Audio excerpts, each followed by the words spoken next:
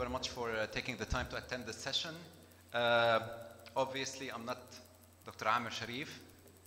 Dr. Amir Sharif had some urgent commitments, last-minute commitments, and because his shoes are very big to fill, two of us are presenting to you today, Professor Dave Davis and myself, Mohammad Al-Abidin.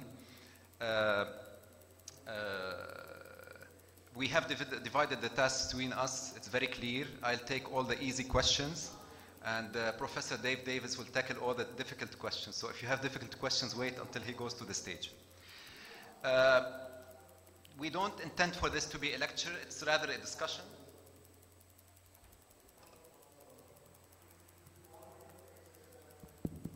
If this one is active, I like to move around. You can hear me well?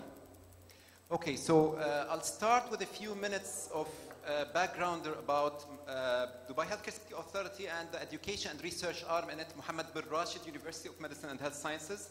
With a show of hands from the audience, how many of you heard about MBRU, Mohammed bin Rashid University? Okay, quarter. You've heard about it, Professor, you were actually. So, as a disclaimer, this presentation is not a self-promotion presentation. So we are sharing with you some thoughts, and we accept to be challenged, and we accept to be advised, and I know that there is experience in the audience to advise us on what we do. So let me start quickly. I have, of course, we are guided by the vision of His Highness Sheikh Mohammed, who always inspired us to strive for the best, and we have the big honor and maybe bigger responsibility of carrying his name in the university. The university name is Mohammed bin Rashid University of Medicine and Health Sciences, and the College of Dental Medicine name carries the name of the Crown Prince Hamdan Mohammed College of Dental Medicine. So we have lots of honor and responsibility in this university. I do apologize if you see some of this text. It would be a formatting difference with this computer. So, about the university, that's our vision statement. We're a global hub for innovative and integrated healthcare education and research at the service of humanity. That's what we're striving for in the future, and we hope we could achieve. Why do we exist? We exist to advance healthcare in the UAE and the region through an innovative and integrated academic health system that is nationally responsive and globally connected at the service of individuals and communities. And these are our values. In terms of our logo, you can see this is our logo. What does it mean for those of you that haven't heard this before? It's the first letter of Sheikh Muhammad's name, and then the meme in Arabic. And if you combine the two, they are intertwined into an infinity of learning and science that brings forward the East and the West. So that's what we stand for. We have two colleges, College of Medicine and College of Dental Medicine currently, and our 5-year plan accounts for 2 additional colleges by 2021, College of Nursing and College of Health Sciences. So the next time we meet, I hope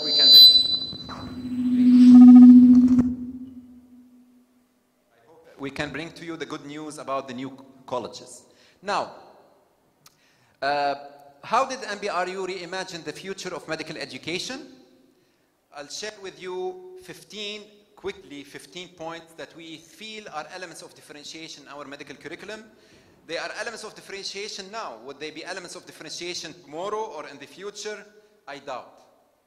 And again, we look forward for feedback, but let me share with you, I have 5 minutes to complete the slides. So if I forget to breathe, please remind me so that I can. Okay. So first element of differentiation, we're a part of a very vibrant education infrastructure and ecosystem called Dubai Healthcare City Authority. It's the largest healthcare education, healthcare-free zone in the globe. And as you can see, it has many arms around it. And the research and education are the arms that Mohammed bin Rashid University take care of.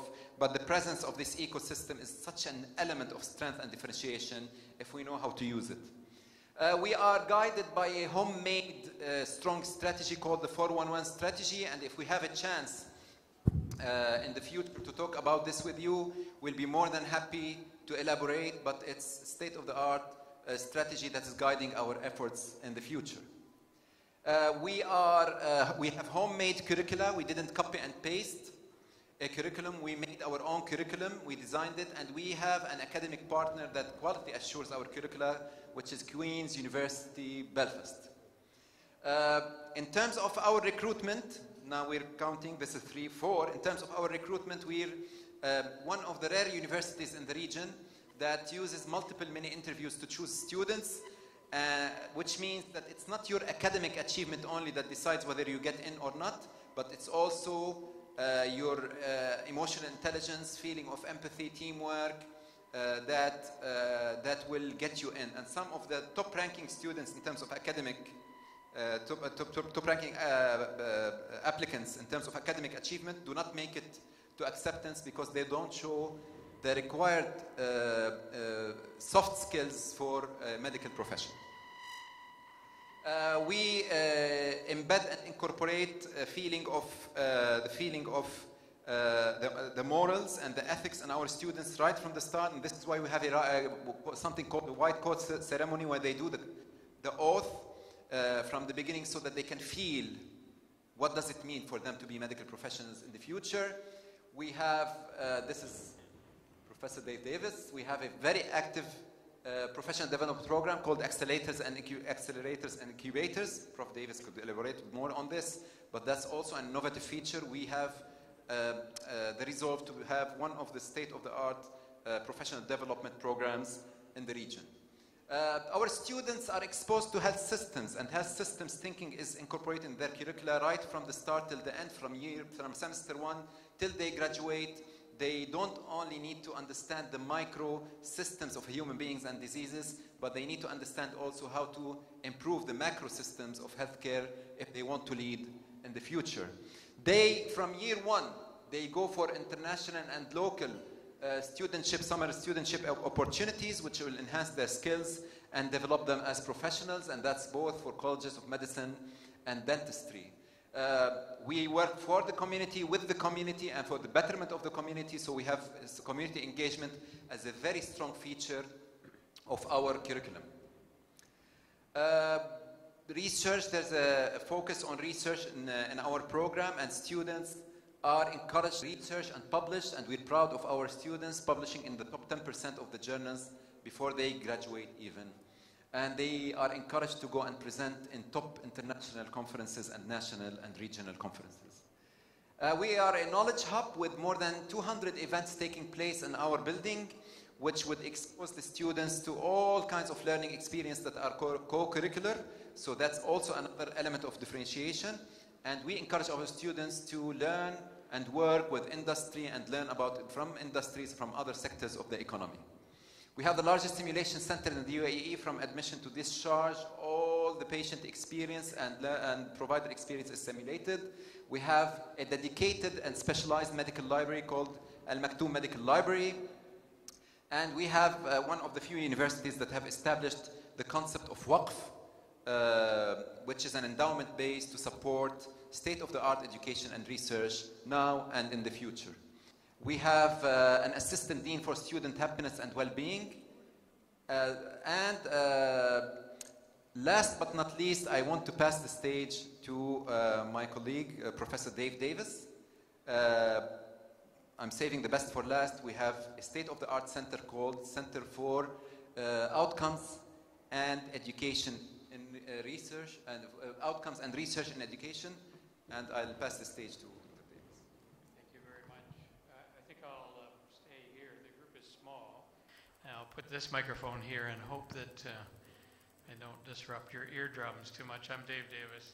I'm pleased to be with you today. Since we are a small group, I'd like us to be interactive and informal, and wanted just to share a few ideas with you about the future of health sciences education, and therefore the future of the education for which you have responsibilities, because I think we're all in the health sciences business together, all of us. So here are just a few slides. hoping they stimulate some conversation and some thoughts on your part. So reimagining education in the healthcare sector is what all about it. I hope at the end of the time as educators you'll grasp 3 objectives. Describing the gap between ideal practice, I've said clinical practice, but ideal care, and the real care that we offer in the UAE and in fact globally. Listing the things that cause that gap, and lastly, thinking about questions that stimulates. So here are framing questions for you. What is the care gap? What does it mean? What causes it? And what don't we know yet? A sort of a framework, if you will, for a future agenda. So what's the clinical care gap? I've called it clinical, but I want you to think beyond that. I want you to think about the population of the UAE, for example. Why does it matter to medical education or health professions education? And why does it matter to the 20 or so of us in this room? There are many examples of this gap. This is an image of diagnostic imaging. This is an X-ray being demonstrated here. We do too many X-rays in some instances and not enough in some instances. I worked at the University of Toronto where I was Associate Dean for many years. During those years we had SARS. We had to close every hospital in the province of Ontario, 150 hospitals closed. We didn't do enough in prevention. This is an example of SARS, or what we lived with through SARS. This is an emergency room. Hands up who have spent time in an emergency or acute care setting with a loved one or yourself. 1 or 2 of you. I can't believe that you haven't spent time in an emergency department with one of your children or grandchildren or spouses. Thank God if you haven't. Because accidents happen. Things in communication don't go well often. The wrong drug is given at the wrong time often. The surgeon sometimes doesn't do exactly what he wanted to do. There are many gaps in care between what we know we should be doing and what we are doing. One of the last issues, of course, to think about it is mental health. Mental health is a global issue, but has been identified by the authorities, by Healthcare Authority as well as many others across the country as being significant. And lastly, this is doctor-patient communication, or in this case, nurse-to-patient communication. And I think probably all of you have experienced not such good communication. This came from Gulf News just last week. 1 in 2 diabetic adults remain undiagnosed in Dubai. If this were a workshop and I asked you to congregate around your tables and talk about the issues here, you'd probably identify what the causes are of the gap. This is something for us to think forward. This is 2050. This is the huge population curve, the challenge that we face in population. The native population, the Emirati population, of course, is a thin slice right up the middle of that. Looks a lot like the Burj Khalifa. But look at the population bulge between 60 to 79. Just look at the huge population curve. What causes the gap? I wanted us to think about a pipeline, if you would, beginning somewhere before the first picture on the left-hand side, which is meant to demonstrate a medical school class. Of course, health professions education doesn't start the first day of medical school. It starts long before. So the cascade starts with educating the physicians or the dentist or his or her pre-college education. It then goes to treating the patient, improving the health of the patient, and finally improving the health of populations and health systems. You notice there's a cascade, a bit of a voltage drop. And I'd like to talk to you a little bit of what the voltage drop means and what we as educators might do about it. This is another way of demonstrating that pipeline from admission to undergraduate training to residency to practice. But most importantly for you, for those of us in this room, it might be thinking of that pre-admission phase, maybe the high school or college phase. Here's the gap. Here's what I think causes it. The evidence, that is to say the degree to which we know how it is best to treat the diabetic patient. There's some debate, but not a lot of debate. The educational delivery system, how we get the education to the clinician or to the population health specialist. The healthcare system, including the patient and the team and the hospital and the staffing requirements, the clinician himself. And lastly, thinking about an amalgamation of the clinician and the educational delivery system is our business. That's our business at MBRU.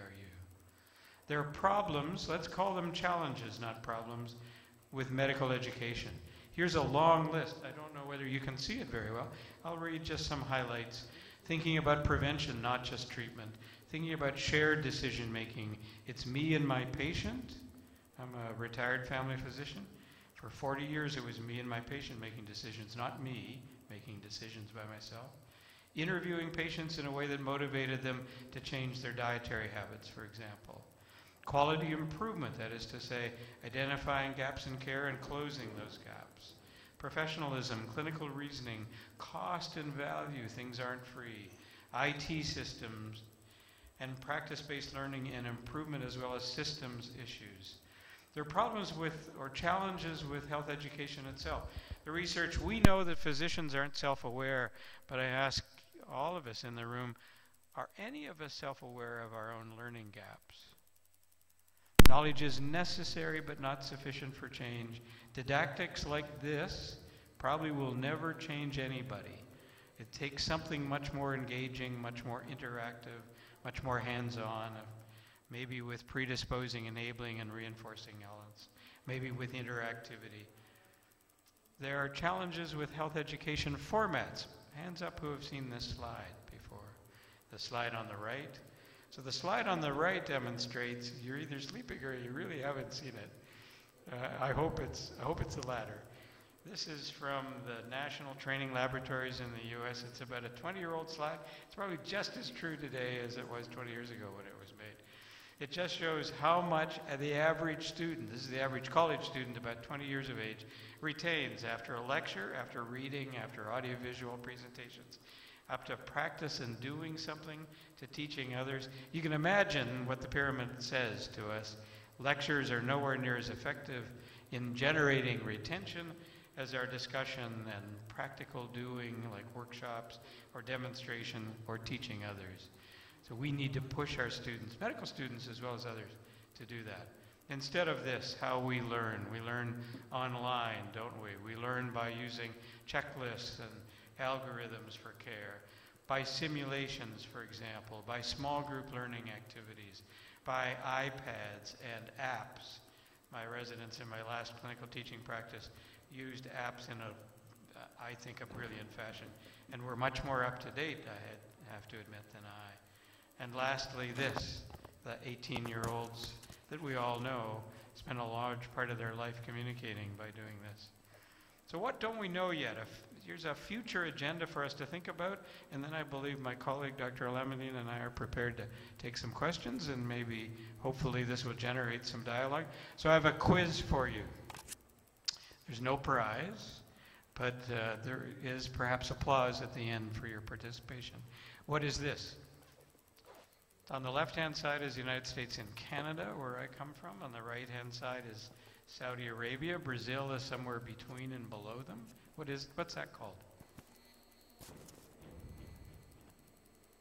So we call this Pangea. It actually existed. It's when the continents were all together. Nobody gets a round of applause at the end for naming this Pangea.